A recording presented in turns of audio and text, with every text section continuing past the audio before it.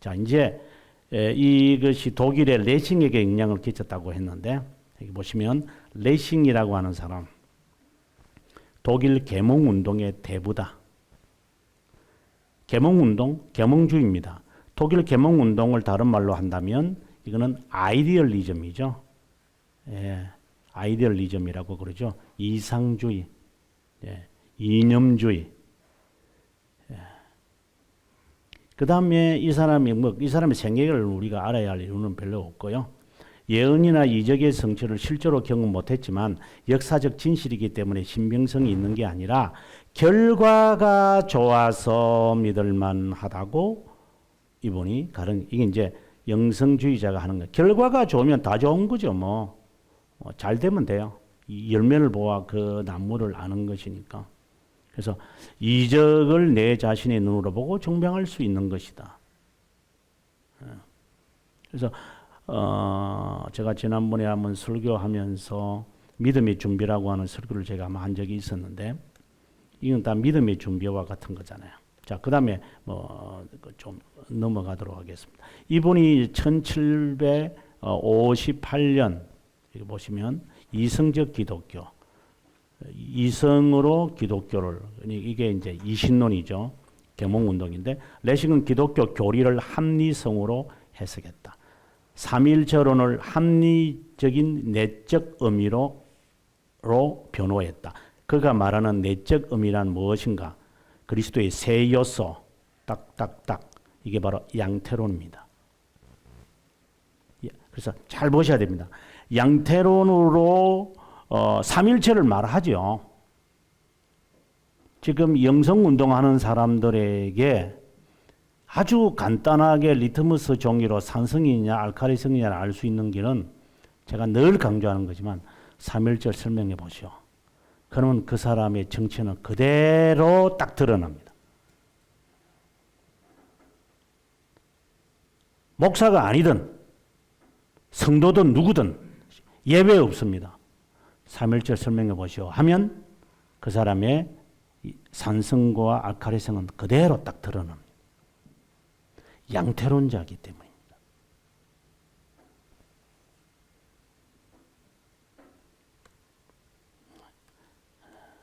저는 늘 강조하지만 저는 밖에 있는 저 이단들은 하나도 무섭지 않습니다. 저거는 오래 안 갑니다. 한 30년 지나면요. 이단들은 그냥 스스로 자멸합니다. 가만히 놔두면 됩니다. 저거 건들리지 안 그래. 건들면 부스러움 납니다. 저거. 신천지나 저런 애들 가만히 놔두세요. 저거. 스스로 자멸하니까. 가말리엘이 하는 말이잖아요. 가만히 놔둬라. 가만히 놔둬. 지 스스로 죽는다 저거. 그런데 안 죽는 게 있는데 속에 있는 건데요. 이거는 안 건드려요. 그러니까 밖에 있는 걸 자꾸만 공격하는 사람들이 있거든요.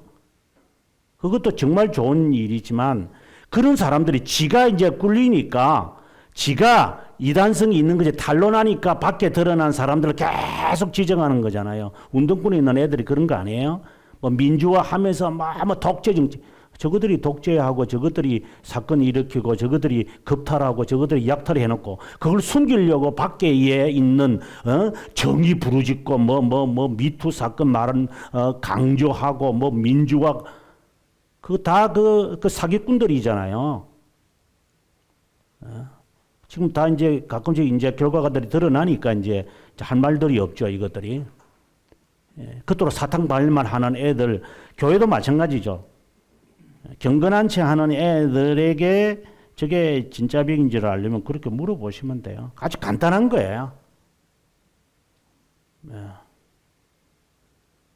그거 어려운 것도 아니에요. 근데 바로 이 시기에 1578년에 이 사람이 이 글을 썼다고 그랬잖아요. 방금 1758년에 이 사람이 이걸 썼거든요. 1750. 맞죠. 제1차 대각성 운동에서 이제 마무리하고 예를 들어서 우리 조나단 에드워즈가 이제 이렇게 사역에서 물러나고 하는 그런 시기예요. 그러니까 우리가 이걸 같이 하고 연관 보면 좋겠습니다. 그 다음에 이제 칸트라고 하는 사람이 정말 이 사람이 영향을 많이 끼쳤습니다. 데이비드 휴미 자연신론을 파괴했다면 칸트는 합리주의의 종결을 짓고 새로운 영역을, 그래서 제가 지난 강의에서 뭐라고 했냐면은 코페르니쿠스의 혁명이 일어났다. 철학의 코페르니쿠스의 혁명은 바로 여기에 칸트다. 그럼 뭐 칸트가 어떻게 했느냐? 지난번에 한번 설명했는데 이것과 관련되어 가지고 제가 이야기를 하겠습니다. 뭐 다른 것은 읽으시면 아마 이해하도록 제가 썼기 때문에 이제 넘어가고요.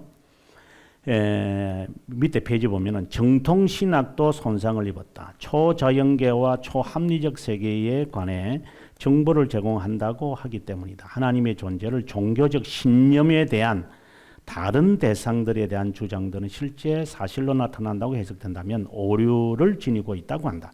이적과 예언에 기초한 계시의 실제성에 대한 주장들도 동일한 이유로 실패하고 이런 것들에 대한 이론적 불가지론이 그 자리를 대신할 것이라고 주장했다. 이 사람은 그 기독교를 우습게 보는 사람이죠.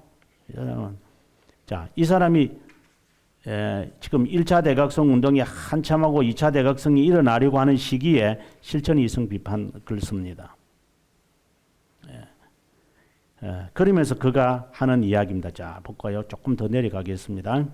그 다음 패러그래프에 보시면 칸트는 종교를 위한 자리를 마련했다.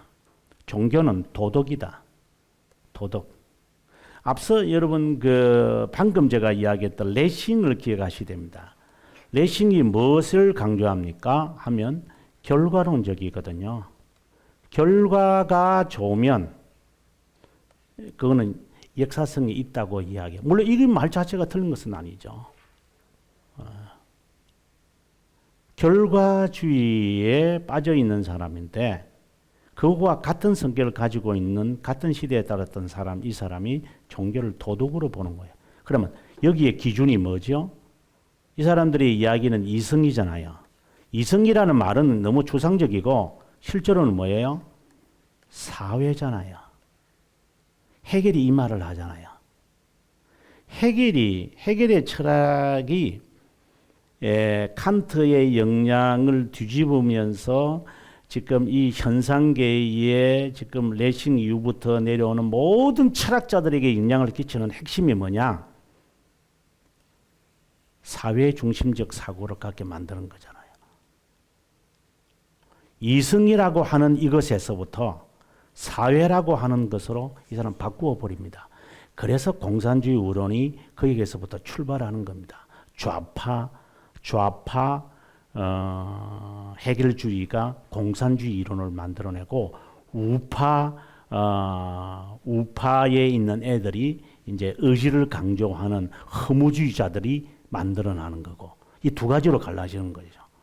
그래서 이 사람은 앞에서도 제 책에 이제서도 강조를 많이 하는데 이 사람은요, 신학의 베토벤이에요. 베토벤은 이 사람은 마치 헤겔과 같은 사람이에요. 그렇기 때문에 이 헤겔의 영향을 받지 않는 사람은 이 세상에 거의 없을 정도예요. 철학을 배웠든 안 배웠든 상관은 없어요. 왜? 사회가 신이기 때문에. 사회를 신으로 만들어버렸거든요. 헤겔은요. 그래서 쿠데타가 일어날 수 있는 거예요. 그래서 사회를 변화시키면 된다는 거예요. 그래서 사회 변화시키고 사회 안정시키고 사회 발전시키는 게 봉사하는 거고 헌신하는 거고 그게 모든 것의 윤리의 척도가 되어버리는 거예요.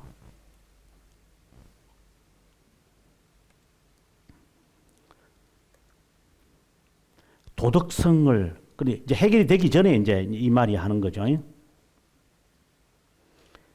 구속의 종교도 아니고, 그러니까 죄성이 돼서 말하지 말라는 거예요. 이것이 그대로 누구에게 가느냐? 슐라흐마흐에게 갈 것이다. 그래서 슐라흐마흐는 그 책을 이제 크게 우리들에게 영향을 끼치는 게 두 권의 책이죠. 하나는 이제 기독교 신앙이라고 하는 책을 썼고요. 이것은 이제 기독교인들에게 이제 쓴 책이고, 그다음에 종교의 세계라고 하는 책을 써요. 이것은 이제 밖에 있는 이제 비기독교인들에게 난 크리스천들에게 이 사람이 이걸 쓰는 거죠.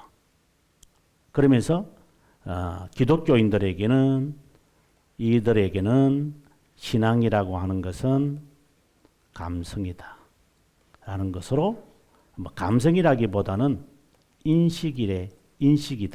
인식이라는 말도 조금 부족하죠. 우리말에서 번역할 때 consciousness니까 의식이다, 인식이다 이제 이런 것으로 이야기하면서 기독교의 역사성을 완전히 송두리째 뽑아내버리고 기독교는 하나의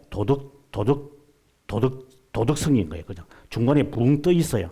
그래서 사람들이 필요하면 가서 그걸 마치 그 비트코인처럼 취하면 되는 거예요.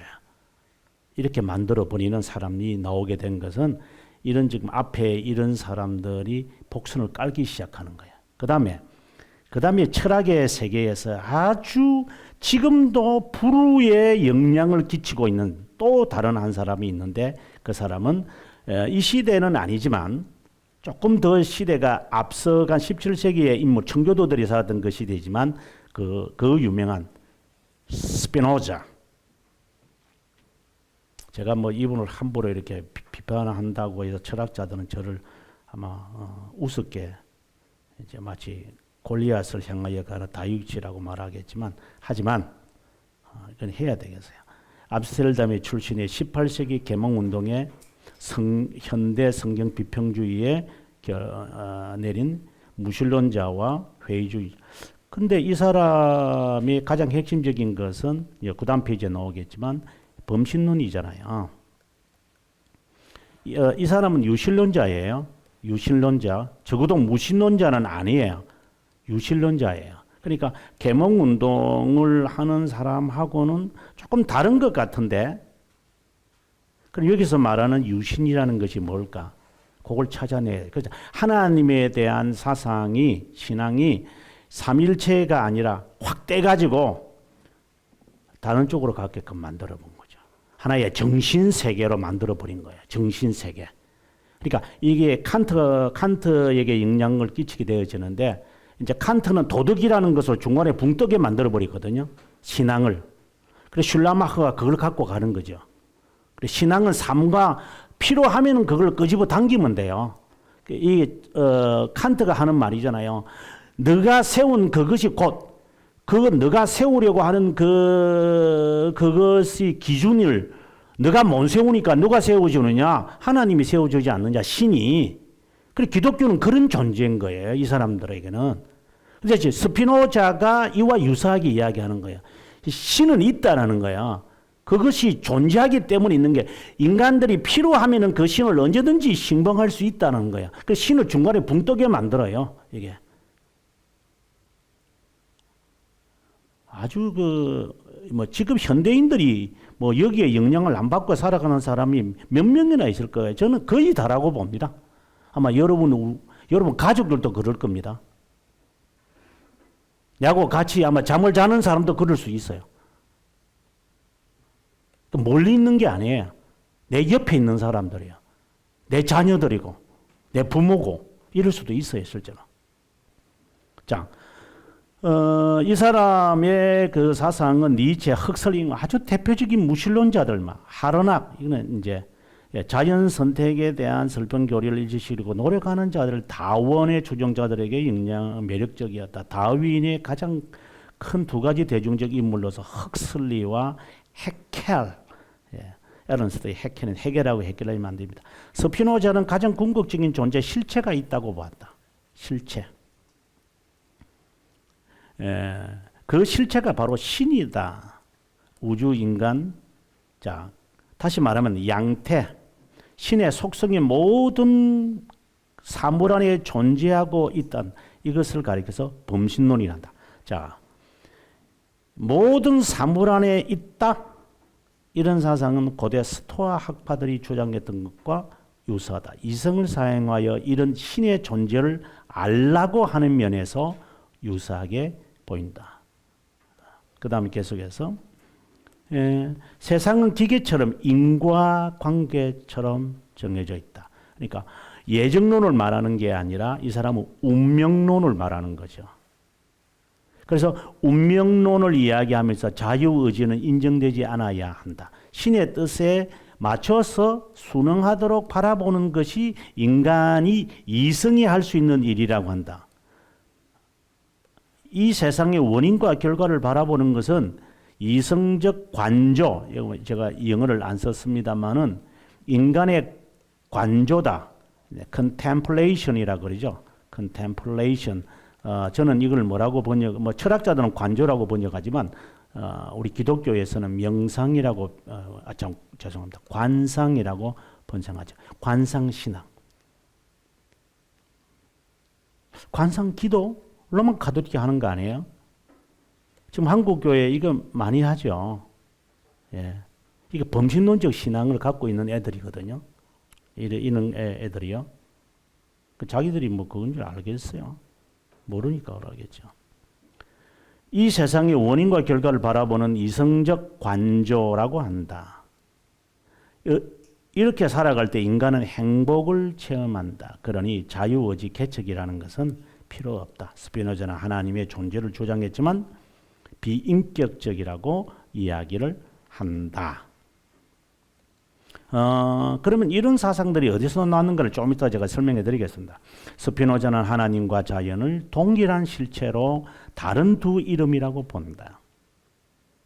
우주의 기초며 모든 저급한 존재들이 그것의 실제로 양태와 변이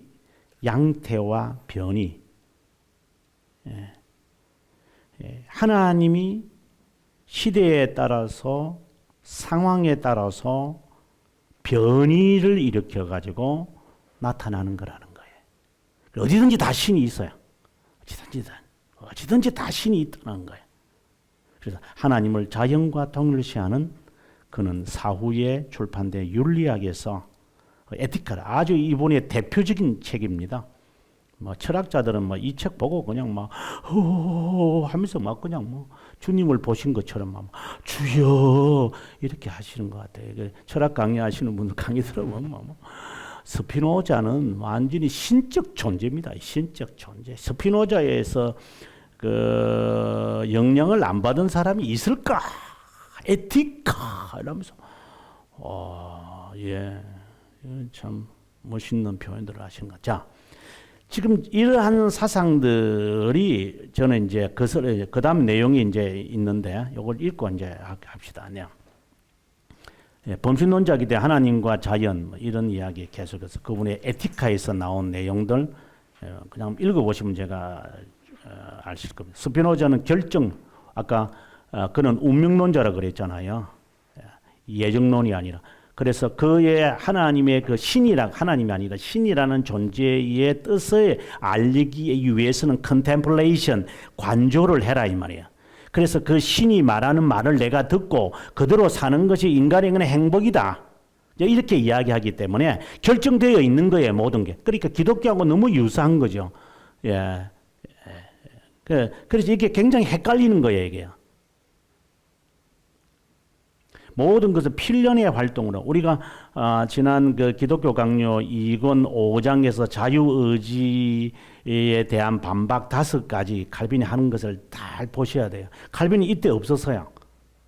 칼빈이 이걸 예상한 것 같아요. 그래서 칼빈이 정말 존경스러운 것 같아요. 이런 사람들이 예상을 하지 본인이 예상을 했는지 모르지만 어쨌든 그런 것을 갖고 있었던 것 같아요. 인간의 행위도 완전하게 결정적으로 보며 유리가 결정되는 것을 알고 행하는 것처럼 행동하는 이유를 이해하는 재능을 자유롭게 갖고 있다고 본다. 자유는 우리에게 일어나는 것에 아니다라고 말할 가능성이 없고 자유라고 하는 게 예라고 하는 가능성만 있으며 사물들이 필연적으로 일어나는 이유를 완전히 이해해야 한다. 그래서 관조가 필요한 거예요. 그래서 여기서 말하는 관상이 필요한 거예요.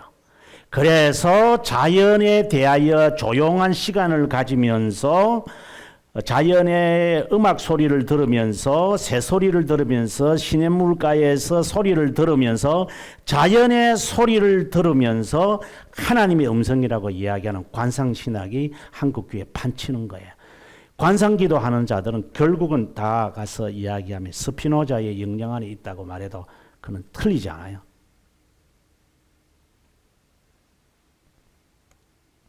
경건한 척하죠.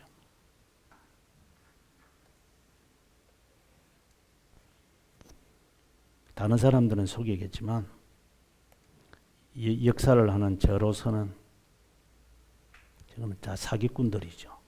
기독교를 이용해 먹는. 이와 같이 스피노자는 그의 철학은 어떻게 하면 행복을 얻을 수 있는지 인간에게 교훈하여 치유적 역할을 이루고자 한 철학과 같은 스토아 철학과 많은 점에서 다른 점이 있다면 한 가지 측면에서 분명히 차별이 나는 것이 있는데 그는 원인이 감정을 폐할 수 있다는 주장을 완전히 거부한다는 것이다. 정반대로 그가 주장하는 감정이 그 자리를 대신할 수 있거나 강력한 감정으로 극복할 수 있다는 것이다. 능동적 감정, 수동적 감정을 뚜렷하게 구별을 짓는데 능동적 감정은 이성적으로 이해되는 것, 수동적 감정은 그렇지 않다고 합니다. 수동적 감정에 대한 진정한 원인들의 지식은 능동적, 그러니까 능동적 감정이라는 것은 이성적인 것을 말하거든요. 이성적인 것으로 변화시킬 수 있다고 믿었기에 정신분석학자인 프로이트에게 그대로 스며들어갑니다. 그래서 인간의 이 정신의 세계를 가지고 또 다른 말로 한다면 이 영적이라기보다는 정신이라고 봐야 됩니다. 정신의 세계가 육체를 제어할 수 있다고 봐요. 정신만 바로 차리면 이 육체를 제어할 수 있다고 보기 때문에 앞서 말했던 관조와 같은 것이 동원될 수가 있죠. 우리도 그렇잖아요. 매우 조심해야 되는 건데. 자, 이제 여기서 제가 전에 앞서 말씀드렸던 이런 철학들, 이런 그 철학적인 것들이 어디에서부터 시작을 했을까요? 그럼 우리는 원천으로 올라가서 이것을 그냥 위에 그냥 상류 올라가가지고 상류에서부터 무릎 확실히 차단시켜 버려야 시간이 지나면은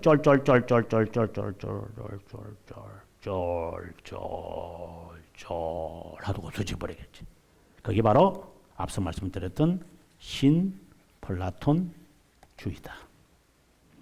신플라톤주의는 스스로 드는 플라톤주의라고 말하죠. 그럼 플라톤주의를 이제 이 어느 정도의 개념을 갖고 있어야 돼요. 이데아는 거야. 예. 지상에 있는 것들은 불완전한 거죠. 그 안에 다 신성이 있잖아요. 이데아가 다 있는 거거든요. 그 다 있어요. 이 지상에 있는 모든 이런 이미지들은 우리가 사건이 좋고 사건도 좋고 인간도 좋고 무슨 모든 것을 다 하셔야 됩니다. 이 플라토가 이야기하는 형상이라는 것은 인간이 가시적으로 알 수 있는 모든 현상 세계를 말해요. 이 현상 세계 안에는 모든 이데아들이 다 들어가 있어요. 이게 플라토 철학의 핵심. 이것들이 모여가지고 이 이데아라고 하는. 그래서 이것들은 다 이 형상들은 이 이데아를 바라보는 거예요. 스피노자의 말을 빌면 관조하는 거예요. 저 이데아를 가야 내 자체의 이 온전한 정체성을 찾을 수 있다. 이제 이런 것이 플라토 철학의 핵심이거든요. 근데 여기에 신이라고 하는 것은 나중에 우리가 갖다 붙인 거죠. 니오라고 우리는 갖다 붙였는데 이 성격에서 그대로 갖고 와야 돼요. 그래서 이제 플로티누스라고 하는 사람이 플로티누스라고 하는 사람이 어떻게 말하냐면 이 이데아라고 하는 어떤 신적 존재가 있는 거 이게 신입니다. 신적 존재케 하는 그 존재가 있어요. 이 존재가 이제부터 그 outgoing을 해요. outgoing 발출을 하는 거예요. 그리고 발출을 받은 존재는 다시 이제 리턴을 하려고 막 노력을 하겠지만, 그 처음으로 여기서 아웃고잉을 하는 나온 발출하는 그것이 무엇이냐면은 절대적인 존재가 있어요. 이 존재가 다시 발출을 하게 되어지면은 누스라고 하는 이성이 나와요. 이성에서부터 나오는 게 뭐냐? 바로 영이라고 하는 것이 나와요. 영, 이성. 그래서 이성이 그 위에 뭐 이성이라고 말하면 조금 그럴 것 같은 누스라는 것이 있어요. 그래서 절대자에게서부터 누스가 나오고 누스에서부터 이제 영이라는 존재가 이 영이 인간의 육체 안에 들어가 있어요. 그래서 이 이성이라는 것은 굉장히 고상한 거예요. 이 고상한 것이 이제 되어져야 실제로는 이 영을 지배할 수 있어요. 내 영을 지배하려면 이 누스를 의지할 수밖에 없어요. 그 누스가 내 영을 지배해서 내 삶을 지배할 수 있다고 생각하기 때문에 이게 신플라톤주의잖아요. 이런 식으로 이것이 이러한 이것을 닮아가려고 바라고 그래서 계속해서 리턴하려고 그래요. 계속 이 신적 존재에게 리턴을 해서 도움을 청하고 그리고 힘을 얻어서 나누어주고 그가 또 힘을 얻어서 삶에 영향을 주는 이런 계속 이걸 위해서는 계속해서 관조하라는 거예요. 생각하고 묵상하고 묵상이 관상을 하면서 거기에서 힘을 얻어야만 된다. 이 사상이 특징이 뭐냐? 혼합주의죠. 혼합주의. 이 혼합주의이기 때문에 이 혼합주의 안에 당시에 있는 대표적인 스토아 학파의 헬레니즘 들어가고 아리스토텔레스주의도 들어가고 이것들이 다 들어가서 이제 교회의 문턱에 딱 오기 전에 그러니까 이런 신플라톤주의가 교회 문턱에 오기 전에 만들어진 마치 그 혜성이 불타다가 이제 지구에 떨어지기 전에는 그 모양이 불덩어리가 되는 것처럼 교회 오기 전에는 영지주의라고 하는 사상으로 딱 둔갑을 하고 이것이 기독교 안에 들어오면 이게 이단 사상들을 만들어내는 거죠. 그 중에 오늘 우리가 공부하는 것은 영성주의를 만들어내는 거예요.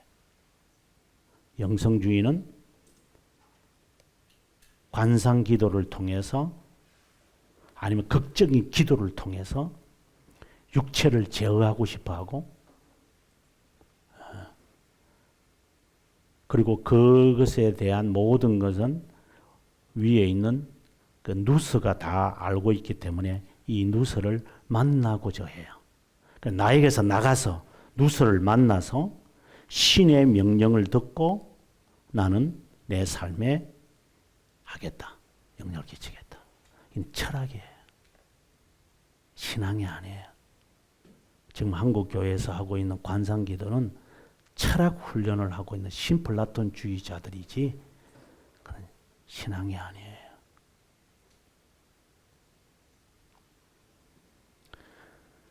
네, 다음 시간에는 그 다음 페이지부터 우리가 이제 철학이 이제 신학으로 들어오는 이야기, 슐라마흐가 등장을 하는 이제 그런 어떻게 기독교 안에 들어와서 활동을 하는 건가를 보기로 하고요.